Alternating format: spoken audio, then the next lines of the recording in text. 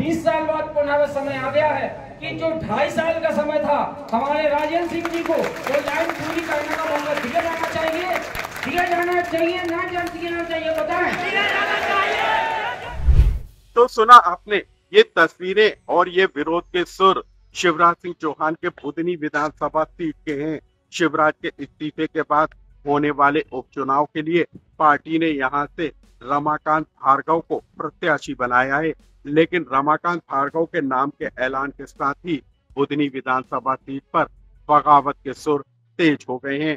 आलम यह है कि कार्यकर्ताओं ने साफ जता दिया है कि यदि भार्गव का टिकट नहीं बदला गया तो इसका खामियाजा पार्टी को भुगतना होगा। बुधनी विधानसभा सीट पर उठे विरोध के सुर के पीछे की कहानी क्या है, ये भी हम आपको बताएंगे। नमस्कार, मैं हूं अनुराग श्रीवास्तव और आप देख रहे हैं लोकमत हिंदी।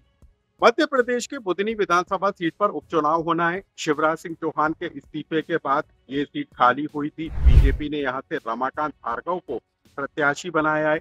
रमाकांत भार्गव शिवराज के करीबी हैं और विदिशा से पूर्व सांसद रहे, लेकिन भार्गव के नाम के ऐलान के साथ ही अब यहाँ पर विरोध और बगावत के सुर तेज हो गए हैं। बुधनी विधानसभा के भैरुंदा में पार्टी के कार्यकर्ताओं ने अपना विरोध जताना तेज कर दिया है। दरअसल इसके पीछे भी कहानी है जो पूर्व विधायक राजेंद्र सिंह राजपूत से जुड़ी हुई है।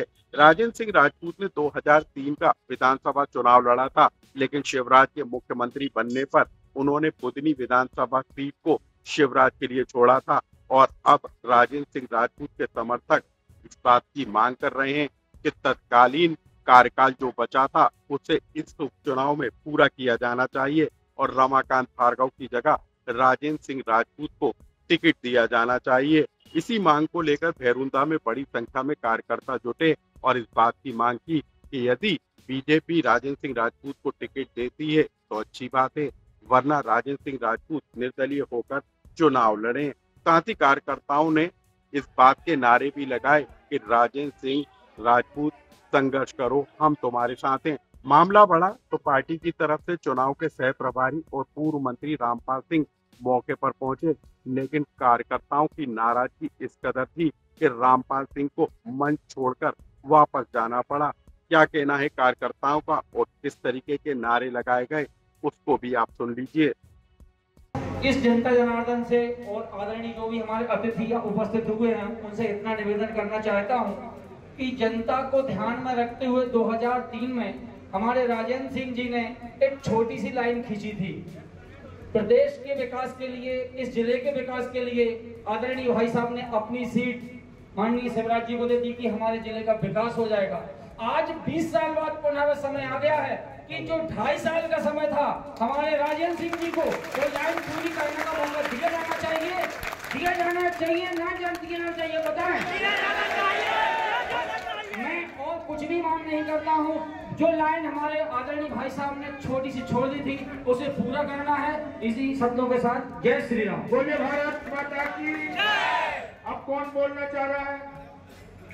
अशांति भंग ना करें, शांति से सब बैठे रहें और हमारा एक ही कहना है कि पूरी पार्टी जोर शोर से संगठन में है, यदि बैठे हैं सभी तो मेरे हीरे जैसे मेरे जो नेता हैं मेरे राजेंद्र सिंह भैया, इन्हीं को टिकट दिया जाए, इसमें संशोधन किया जाए। और भैया ने जो बोला है कि 2.5 साल में उनको एक अवसर मिला था, उन्होंने विकास के लिए अपनी सीट में त्याग पत्र दिया और मौका दिया शिवराज सिंह जी को मुख्यमंत्री बनने का, इसी से हमारा प्रदेश उन्नति की ओर गया। तो आज एक मौका उनका त्याग उन्होंने त्याग किया तो उनको वापस मिलना चाहिए ये चीज। दरअसल शिवराज के इस्तीफे के बाद बुधनी विधानसभा सीट पर उपचुनाव होना है। 13 नवंबर को यहां पर वोटिंग होगी, लेकिन बीजेपी ने रमाकांत भार्गव को अपना प्रत्याशी घोषित किया है। रमाकांत भार्गव शिवराज के करीबी माने जाते हैं, लेकिन जिस तरीके की बगावत इन दिनों बुधनी विधानसभा सीट पर कार्यकर्ताओं की देखी जा रही है, उससे बीजेपी के लिए मुश्किलें खड़ी होती हुई जरूर नजर आ रही हैं। हम आपको बता दें कि बुधनी विधानसभा सीट बीजेपी की सबसे सुरक्षित सीट मानी जाती है और 6 बार लगातार शिवराज सिंह चौहान यहां से चुनाव लड़कर जीत दर्ज करते रहे हैं।